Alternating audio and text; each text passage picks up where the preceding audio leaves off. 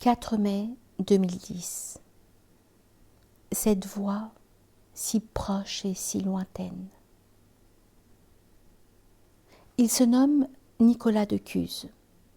Beaucoup pensent à la suite d'Étienne Gilson qu'il sent le soufre, tout cardinal inspecteur qu'il est. Il y a en lui du Raymond Lull. Sa grande affaire, en effet, si on le lit avec nos lunettes, c'est la paix de la foi. Sous ce titre, il a écrit dans l'urgence un traité. Nous sommes en 1453, très exactement le 28 mai 1453. Constantinople vient de tomber aux mains des Turcs. Dès qu'il a connaissance de ce désastre, le Cusin en écrit. La nouvelle des actes atroces commis il y a peu par le roi des Turcs à Constantinople remplit de zèle divin un homme, visiteur autrefois de ces lieux, qui se mit à prier en gémissant le Créateur de toutes choses afin qu'il daignât, dans sa bonté, atténuer la terrible cruauté de la persécution qui sévit, plus que jamais de nos jours, à cause de la diversité des rites religieux. À son gémissement correspond le gémissement inénarrable dont parle saint Paul dans l'Épître aux Romains, et qui s'élève en permanence des peuples soumis à la misère et au poids de l'impérium. Nicolas de Cuse est un vrai chrétien. N'en doutons pas un seul instant.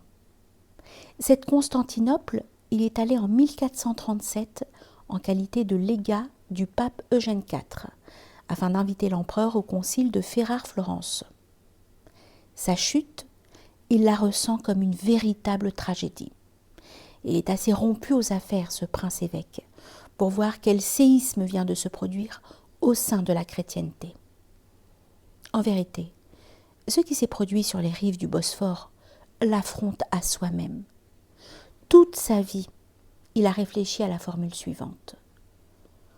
Una religio in ritium diversitat, qui signifie une seule religion diverse par ses rites. Fort bien. Et voici les musulmans désormais les maîtres de l'ancien empire byzantin. Comment concilier cette intime conviction avec la nouvelle donne ? L'islam entre-t-il vraiment dans cette philosophie de la théologie qu'il élabore, livre après livre, en disciple de Maître Eckhart ? Le Coran, il le connaît, il le pratique. Il voit bien que Jésus y tient une place considérable, puisqu'il est dit « Esprit de Dieu, Verbe divin ». Nul prophète de l'Ancien Testament n'a droit à une telle considération dans cet écrit. Sait-il qu'il est un lieu à Médine nommé Radoua, où se trouve le tombeau du prophète Mohammed ? Le jouxte un second tombeau, vide quant à lui, qui attend d'y accueillir au soir du jugement dernier, celui que les musulmans appellent le Christ du retour, après qu'il aura jugé les vivants et les morts.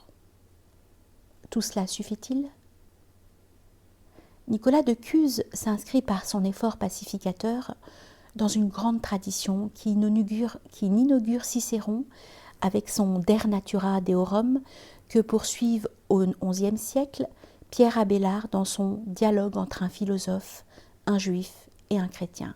Puis, au tournant des XIIIe et XIVe siècles, Raymond Lull, avec son Liber de Gentilly et Tribus Sapientibus, sans compter Roger Bacon et saint Thomas d'Aquin.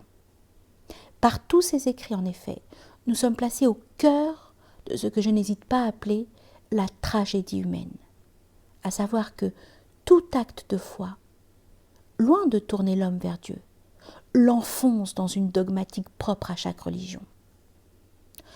Comme les mots ne sont pas innocents, j'incline à penser que la substitution de religiaire, qui signifie relire, et qui a donné, selon Cicéron, religio par religar, invention de je ne sais quel moine du XIIIe siècle, qui veut dire relier, a fait glisser la religion de la transcendance, qu'elle n'aurait jamais dû abandonner, à l'immanence, où elle se perd depuis lors. Relire a ceci de miraculeux. Ce verbe nous renvoie aux derniers instants du Christ crucifié, tel que saint Jean le décrit et qui s'écrit « J'ai soif ». afin que s'accomplisse en son entier l'Écriture. Comme l'écrit Hervé Pasqua dans la préface substantielle qu'il donne à son édition de La paix de la foi, nous citons : dans un siècle déchiré par les guerres politiques, le cardinal de Cuse condamne l'utilisation de la religion par les factieux de tous bords. Il rejette avec force l'usage politique du fait religieux, comme il repousse la tentation totalitaire d'une unité qui s'affirmerait en niant les différences. Il dénonce en un mot un pouvoir temporel qui sombrerait dans la mystique en se donnant une mission spirituelle. Il est bouleversant de se dire que cette haute vicée date du XVe siècle. Que s'est-il donc passé depuis lors ? Rien. Comme s'éclaire alors la philosophie de Dom Gérard, qui, édifiant un monastère en pur roman au XXe siècle, justifie son choix architectural par ces mots. Entre le roman et nous, il ne s'est rien passé. Cette fixité de l'esprit humain devrait nous donner à réfléchir. L'homme n'est pas un animal triste, comme le décrit Aristote, mais un être profondément théologique, surtout s'il se proclame athée, puisque s'étant débarrassé de la religion, il l'a transférée dans l'idéologie, comme on a pu le voir avec le communisme au lent d'un cinglant XXe siècle.